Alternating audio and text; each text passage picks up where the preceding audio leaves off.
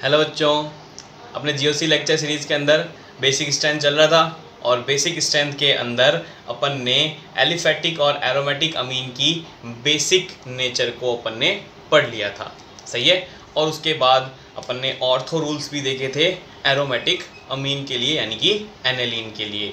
Next topic पे जो आज अपन बात करने वाले हैं वो है site of protonation. Site of protonation का मतलब हो गया, देखो प्रोटोनेशन वर्ड का मतलब है कि H प्लस कहाँ पर जाकर जुड़ने वाला है, और H प्लस वहाँ जुड़ता है जिसकी बेसिक नेचर ज़्यादा हो, यानी कि जो कंपाउंड या जो एटम बेसिक नेचर शो कर रहा है। सीधी सी बात है, H प्लस लेने वाले कौन होते हैं? बेस होते हैं।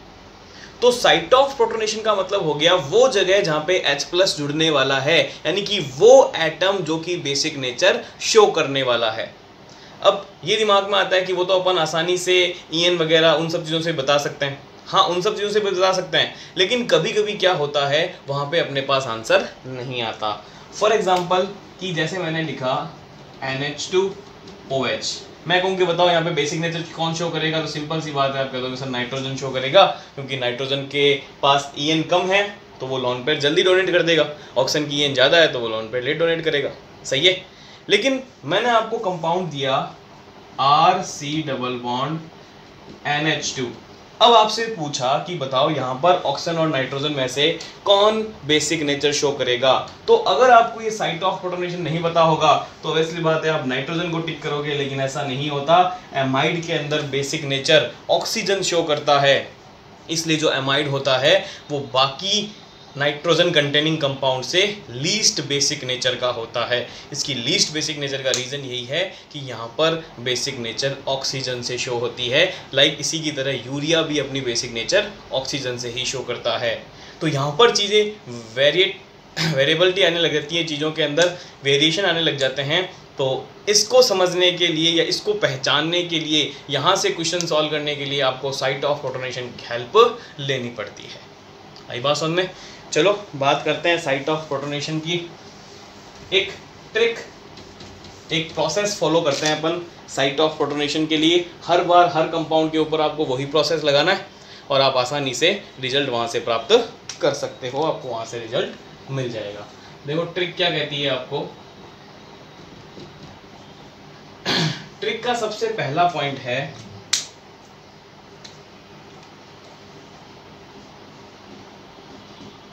प्रोटोनेट ऑल पॉसिबल साइट्स, यानी कंपाउंड के अंदर आपको जहां भी लगता हो कि यहां से बेसिक नेचर शो कर सकता है, ऑब्वियसली बात है वो साइट सारी लॉन पेयर वाली होगी जो कि बेसिक नेचर शो करेगा। तो जितने भी आपको लगे कि यहाँ पर इन एटम से बेसिक नेचर शो हो सकती है, उन सबको प्रोटोनेटेड कर दो बारी बारी से, यानी उन सब के ऊपर हाइड्रोजन को जोड़ दो। सेकेंड चीज क्या देखेंगे अपन, जैसे ही आप उसको प्रोटोनेट करोगे वहां पे कैटायन की फॉर्मेशन हो जाएगी। सीधी सी बात है, अगर आप किसी एटम के अंदर H प्लस जोड़ोगे तो इस तरह से कैटायन की फॉर्मेशन करेगा। सही है। तो उसके बाद नेक्स्ट स्टेप आपको यह है कि वो जो कैटायन वहां पे बन रहा है उसकी स्टेबिलिटी आपको देखनी है कि वो कितना स्टेबल है। तो सेकंड पॉइंट है आपके पास, check stability of cation by resonance. आपको वहां बनने वाली कैटायन की स्टेबिलिटी रेजोनेंस से देखनी है कि जो कैटायन आप बना रहे हो वो रेजोनेंस से स्टेबलाइज्ड है या नहीं है। यहाँ पे दो क्वेश्चन सॉल्व हो जाते हैं। कभी कभी वो इस तरह से कैटायन भी देता है, फिर पूछता है कि बताओ कौन सा कैटायन रेजोनेंस स्टेबलाइज्ड है या नहीं है, वो चीज़ भी यहाँ आ जाएगी आपकी। तो जो भी कैटायन रेजोनेंस स्टेबलाइज्ड होगा वही साइट आपकी क्या कहलाएगी? साइट ऑफ प्रोटोनेशन कहलाएगी। यानी जहां पर भी पॉजिटिव चार्ज रेजोनेंस के अंदर भाग लेगा, तो जहां पे आपने उस पॉजिटिव चार्ज को लगाया है वो एटम आपके क्या कहलाएगा? साइट ऑफ प्रोटोनेशन कहलाएगा। इसको एक एग्जांपल से अच्छे से समझाऊंगा। देखो एग्जांपल है मेरे पास, यही एमाइड एग्जांपल ले लेता हूं। एमाइड के अंदर मेरे पास दो एटम हैं जो कि बेसिक नेचर शो कर सकते हैं, एक है ऑक्सीजन और एक है नाइट्रोजन। मैं बारी बारी से दोनों को प्रोटोनेट करता हूं। एक बार मैंने नाइट्रोजन को प्रोटोनेट किया और एक बार मैंने ऑक्सीजन को प्रोटोनेट किया। सही है। देखो यहां तो ये पॉजिटिव चार्ज किसी भी तरह से रेजोनेंस में नहीं भाग ले सकता, क्योंकि रेजोनेंस में तभी जाएगा जब ये पाई बॉन्ड यहाँ जाएंगे, और इन पाई बॉन्ड को यहाँ जाने के लिए नाइट्रोजन के पास वैकेंट ऑर्बिटल है ही नहीं। इसका मतलब ये पॉजिटिव चार्ज तो जाएगा नहीं रेजोनेंस में। तो मैं यहाँ लिख दूं नो रेजोनेंस। लेकिन यहां देखो जैसे ही ये लॉन पेयर नाइट्रोजन डोनेट करेगा, ये बॉन्ड के इलेक्ट्रॉन आगे की तरफ चले जाएंगे और ये पॉजिटिव चार्ज देखो रेजोनेंस से स्टेबलाइज होके उस ऊपर वाले नाइट्रोजन के ऊपर चला जाएगा, यानी आपको मिलेगा OH डबल बॉन्ड NH2+। सही है। यानी जब पॉजिटिव चार्ज ऑक्सीजन पर आया तो वहां पर रेजोनेंस से स्टेबलाइज्ड हुआ। इसका मतलब साइट ऑफ प्रोटोनेशन क्या है? साइट ऑफ प्रोटोनेशन आपके पास ऑक्सीजन है, और एमाइड में चूंकि ऑक्सीजन साइट ऑफ प्रोटोनेशन है, यानी बेसिक नेचर ऑक्सीजन से शो हो रही है, इसलिए ये लीस्ट बेसिक नेचर शो करता है दूसरे नाइट्रोजन कंटेनिंग कंपाउंड के कंपेयर में। सही है। देखो साफ साफ दिख रहा है कि यहाँ पर ऑक्सीजन पे जो पॉजिटिव चार्ज है ये रेजोनेंस से स्टेबलाइज है, जबकि नाइट्रोजन पे पॉजिटिव चार्ज रेजोनेंस से स्टेबलाइज नहीं है, इसलिए साइट ऑफ प्रोटोनेशन ऑक्सीजन होगा। यानी एमाइड अपनी बेसिक नेचर कहाँ से शो करेगी? ऑक्सीजन से शो करेगी। एक एग्जांपल और लेते हैं इसका।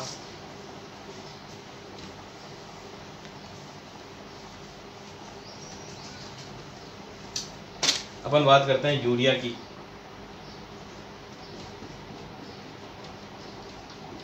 अमीनो मैथेनेमाइड, ये यूरिया।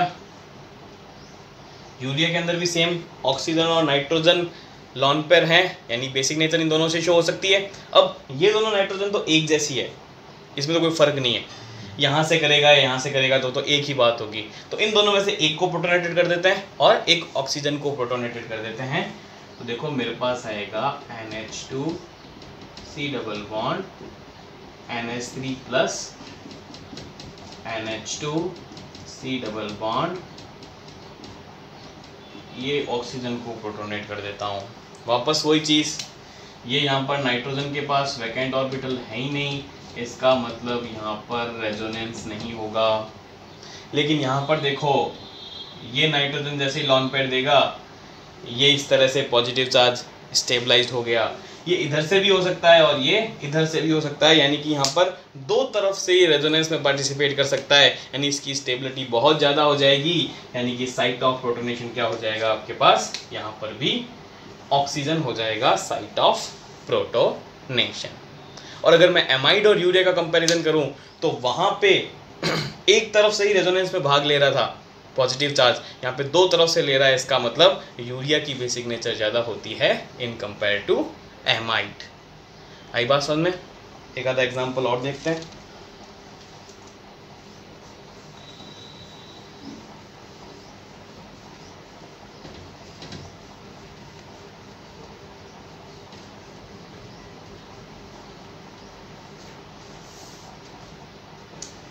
मैं बात करता हूँ NH2C double bond NH NH2 guanidine और कुछ और कंपाउंड्स लेते हैं बेसिक नेचर शो करने वाले।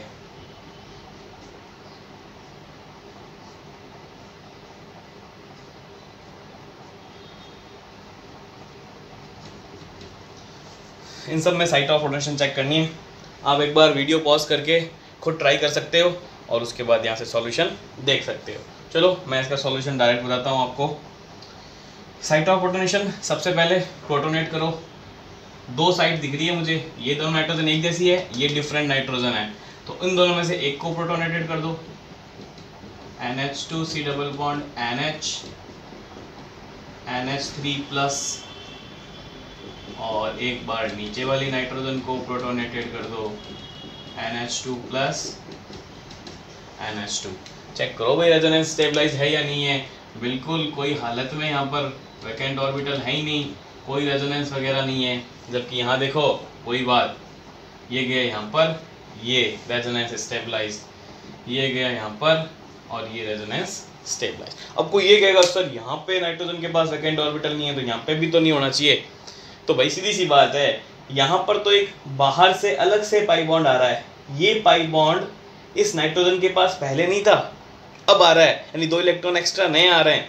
लेकिन ये जो पाई बॉन्ड है इस कार्बन और नाइट्रोजन वाला, इसके इलेक्ट्रॉन पे तो नाइट्रोजन का पहले भी हक था, और जब ये इसके पॉजिटिव चार्ज को स्टेबलाइज करने के लिए इसके ऑर्बिट में दोनों इलेक्ट्रॉन आ गए, तो अभी भी ये नाइट्रोजन के पास ही तो रहे, यानी कि ये तो पहले ही नाइट्रोजन के पास थे, बस पहले शेयरिंग में थे, अब कंप्लीट आ गए। तो उस पर इलेक्ट्रॉन ज़्यादा होने का तो क्या मतलब है, उतने इलेक्ट्रॉन थे, हक तो पहले भी था, अब पूरा हो गया। पहले आधा आधा हक था, बारी बारी से हक था, यानी दोनों का हक था कॉमन। सही है। तो यहाँ पे भी साइट ऑफ प्रोटोनेशन क्या है आपके पास, ये नीचे वाले नाइट्रोजन है। सेम इसी तरह से यहाँ बात करता हूँ,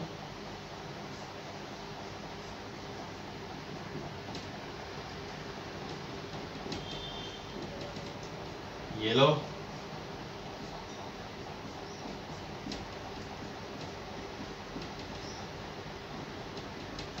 ये लो, सीधी सी बात है भाई, वापस वही एक जैसी बातें आ रही है, ज़्यादा कुछ खास तो है नहीं, वैकेंट ऑर्बिटल नहीं है तो यहाँ पे किसी तरह का रेजोनेंस नहीं होगा। लेकिन यहाँ देखो, जैसे ही नाइट्रोजन ये लॉन पेयर देगा, ये बॉन्ड के इलेक्ट्रॉन आगे जाएंगे और ये बॉन्ड के इलेक्ट्रॉन इस तरह से इसके ऊपर हो गया पॉजिटिव चार्ज, रेजोनेंस स्टेबलाइज। क्योंकि रेजोनेंस के बाद जो इसकी रेजोनेटिंग स्ट्रक्चर बन रही है वो देखो कुछ इस तरह से बन रही है,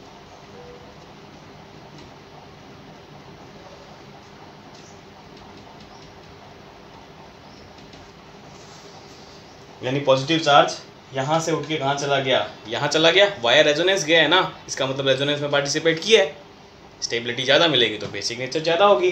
और कहाँ से मिल रही है, ऑक्सीजन पे पॉजिटिव चार्ज की वजह से मिल रही है, तो साइट ऑफ प्रोटोनेशन ऑक्सीजन है। यहाँ पे दोनों ऑक्सीजन है, दोनों में से किसकी ज़्यादा किसकी कम, पता करते हैं फटाफट। ये लो भाई बारी बारी से,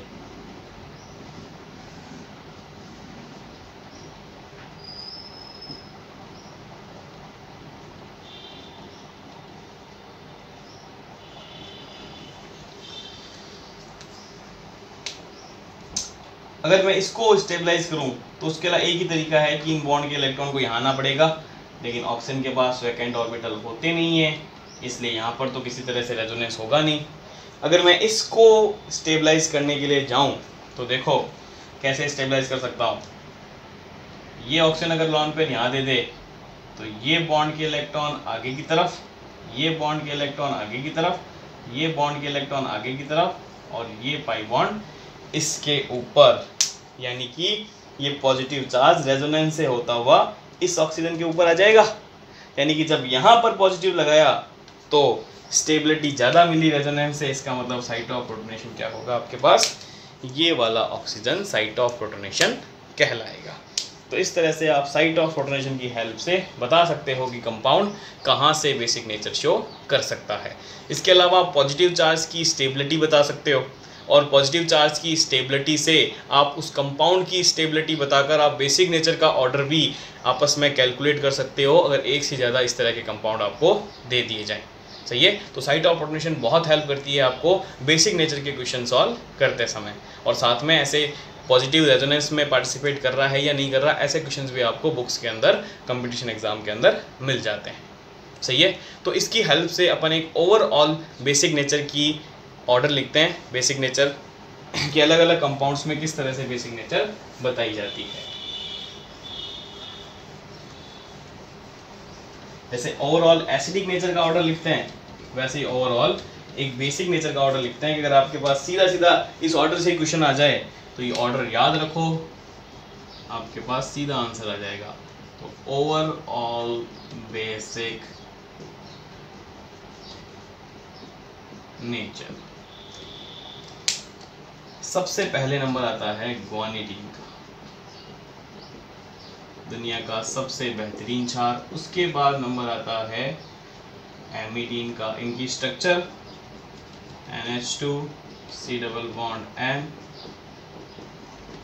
NH2, इसकी होती है NH2 C double bond NH CH3। इसके बाद नंबर आएगा आपके पास एलिफेटिक अमीन का। एलिफेटिक अमीन के बाद नंबर आएगा आपके पास अमोनिया का। अमोनिया के बाद नंबर आएगा आपके पास पिरिडीन का। पिरिडीन के बाद नंबर आएगा आपके पास एरोमेटिक अमीन का। एरोमेटिक अमीन के बाद नंबर आएगा आपके पास पाइरोल का। पाइरोल के बाद नंबर आएगा आपके पास यूरिया का, और यूरिया के बाद नंबर आएगा आपके पास एमाई का। तो इस तरह से आप कुछ फेमस कंपाउंड के डायरेक्ट बेसिक नेचर का ऑर्डर यहाँ से बता सकते हो। और इसकी हेल्प से आप ये भी बता सकते हो कि कौन सी एसिडिक बेस की रिएक्शन फीजिएबल है या फिर नॉन फीजिएबल। ये बात अपन पिछले वीडियोस में भी कर सकते हैं, एसिडिक नेचर में भी कर सके हैं। तो तरीका वही रहेगा फीजिएबल और नॉन फीजिएबल बताने का कि एक स्ट्रॉन्ग बेस एक वीक बेस के अंदर जा सकता है, लेकिन एक वीक बेस स्ट्रॉन्ग बेस के अंदर नहीं जा सकता। यानी ऊपर वाली जो रिएक्शन होगी ये फीजिएबल होगी, जबकि बैकवर्ड वाली जो रिएक्शन होगी ये आपके पास नॉन फीजिएबल रिएक्शन के अंदर काउंट होगी। सही है। तो बस आप ये देखना है कि स्ट्रॉन्ग एसिड भी वीक एसिड में जा रहा है या फिर वीक एसिड स्ट्रॉन्ग एसिड के अंदर जा रहा है। उस तरह से आप फीजिबल और नॉन फीजिबल के बारे में भी आसानी से बता सकते हैं। आई बात समझ में? तो आई होप आपको टॉपिक क्लियर है, साइट ऑफ प्रोटोनेशन और ये फीजिबल और नॉन फीजिबल रिएक्शन। वीडियो पसंद आया तो लाइक कीजिए, चैनल को सब्सक्राइब कीजिए और सबसे इम्पोर्टेंट शेयर करना मत भूलिए अपने दोस्तों के साथ।